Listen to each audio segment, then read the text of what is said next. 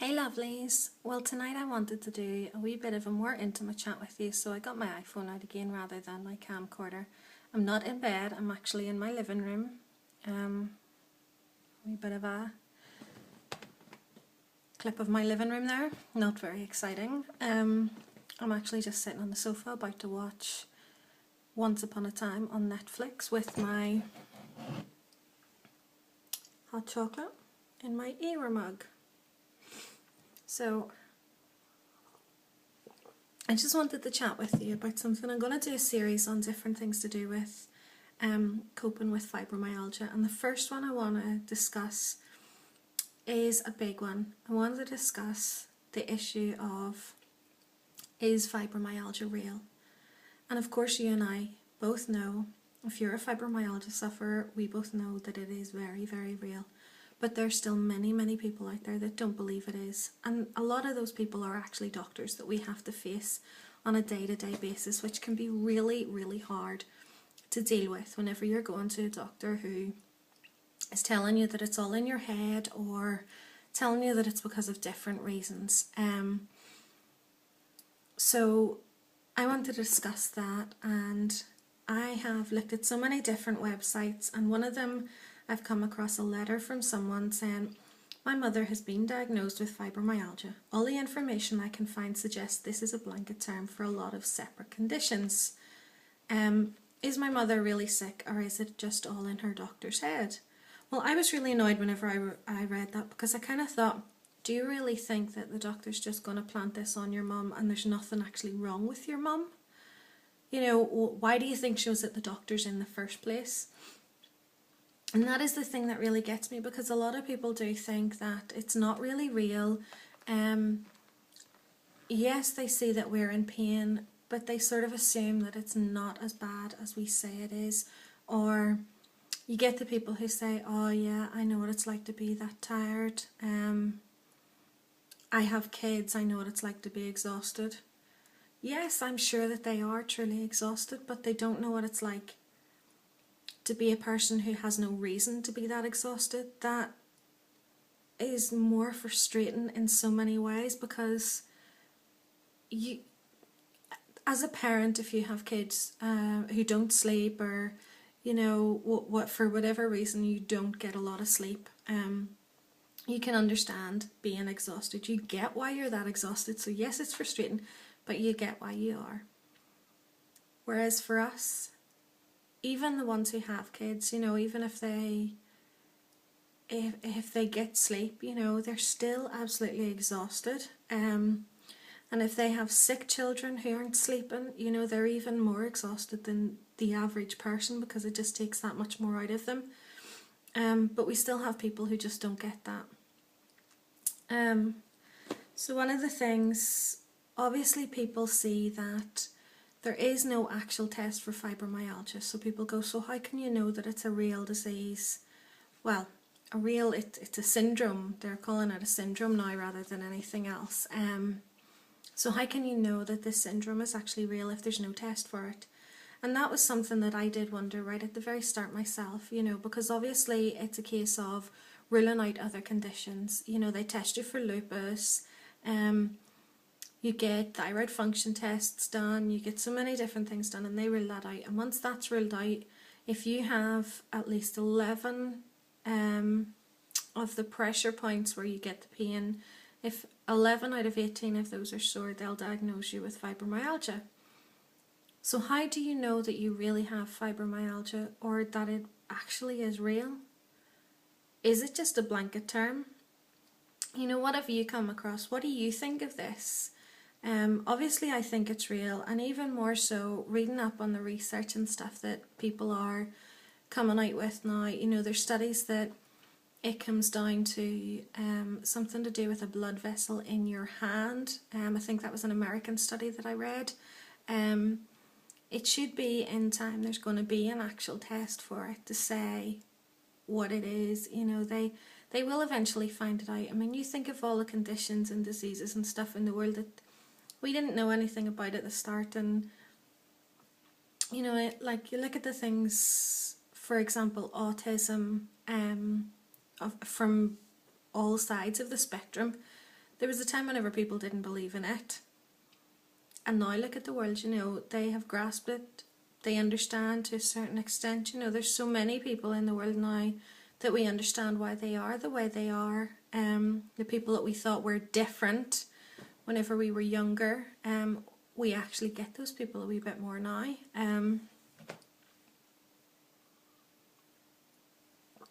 Sorry. So just reading on this here is one of the biggest things is if you're a person that's watching this here that doesn't actually have fibromyalgia, but you're reading it because you know somebody, I keep saying reading, but you're watching it because you know somebody who does have it. Please keep in mind that each and every time you make them feel like it's all in their head, you're going to make their pain and their depression worse, which can set them off in a downward spiral, and that's the last thing you want to do if this is somebody that you really care for. What people do think is that depression is what causes fibromyalgia, but that's not the case. Depression is a symptom of fibromyalgia, and you can understand why people do get depressed whenever they have fibromyalgia, because you're in pain 24/7. Every single day of the week, every single week of the year, you know, you have this constant pain. How can anybody live with that without actually getting depressed? So you think of it that way. You know, whenever you think that their pain comes from the depression, yes, if they're going to get really depressed, chances are their pain's going to get worse, but it's not the cause of their pain. What else have we got here? Obviously the name fibromyalgia comes from, and I've just lost it, it comes from, you know, muscles and tissues, and I can't find the name. It said it right here on this page.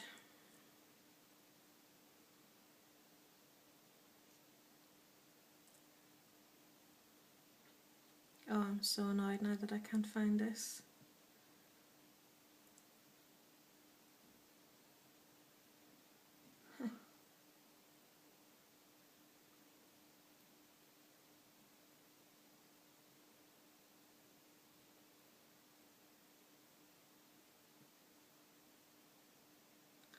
Sorry, it doesn't actually say it on this page. What it says is it means pain in muscles and fibrous tissues. So that's what fibromyalgia means. So it does mean something. It's not just a blanket term for so many other things, which again, as I said, I did wonder that myself at the start. Is it like, because I look at things like IBS as something that they've just given a name to for something that they can't actually work out what's wrong with you. Because I have IBS, my sister has IBS, I know a couple of other people with IBS, and all our symptoms are different, although there's some things that are sort of interlinked, but most of it is actually different. And I always wondered, is it just because they don't know what's wrong with you that they're just going, okay, you have IBS, this is how we're going to deal with it, we'll just try this and hope for the best. So I did wonder then, was fibromyalgia kind of the same? Because they can't work out what's wrong with you, they just say, okay, you have fibromyalgia. Because again, a lot of our symptoms are different from person to person. But obviously, as it says here, you know, it's pain in muscles and fibrous tissues. So that is the main link between everybody, and it affects everybody's body in different ways. And that's why so many people's bodies do cope with it differently. So whenever you think that just because not everybody is the same, you know, so many people have different issues along with theirs, or some people's is more extreme, it's just because everybody's body is made up different. And sometimes what you'll find is as well, it'll be down as other names in different countries, like fibromyositis, myofascial pain syndrome, or fibrositis. I don't know whether I've pronounced those right, but that's something that comes up. Obviously, as I said, you know, it's a case of ruling out a lot of things, and it can be confused with other things like chronic fatigue syndrome, which is something that I actually have alongside with it.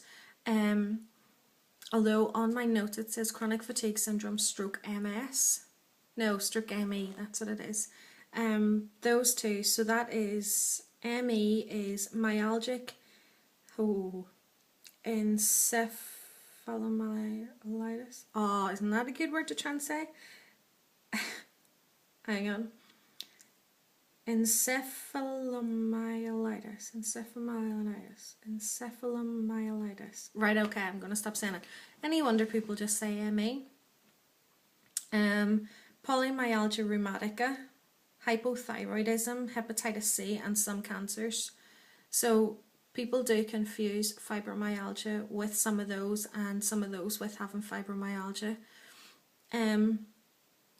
So as it says, you know, you do a combination of blood tests, you do the other tests, and as long as you don't have the other ones, then that's how they know that you have fibromyalgia. But obviously you have to have the trigger points as well, you know, the pain pressure points. If you don't have those, they're not going to diagnose you with fibromyalgia. Hopefully there will come a day, and hopefully it will be soon, where people will be able to diagnose it with an actual test, and you'll not have to wait so long.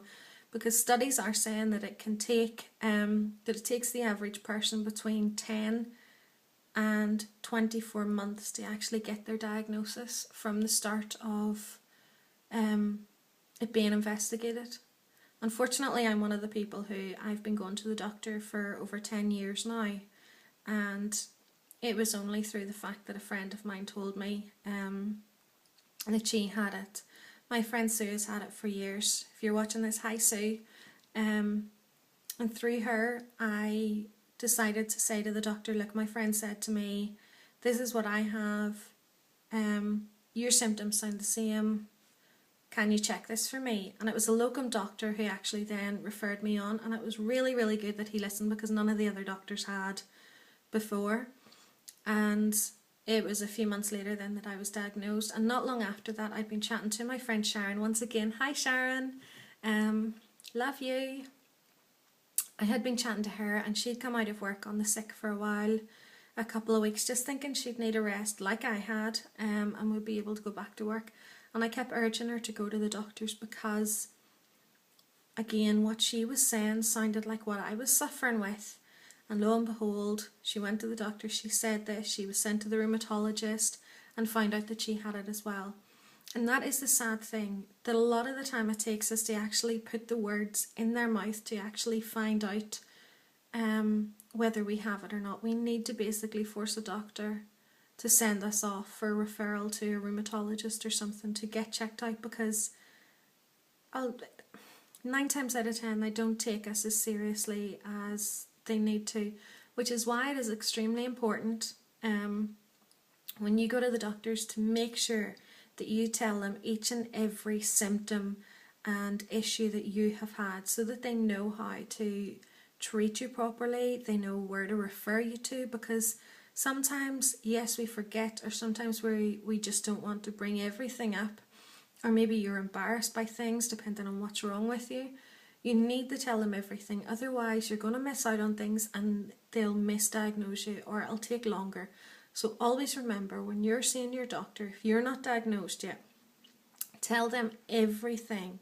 Write things down. I went through days of writing every single pain, every single time I was exhausted, you know, what I did during the day, what changed, and I took that to the doctors with me, and I always made sure that I read from that or got them to read it, so that I never forgot to tell them anything. And that's what you need to do as well.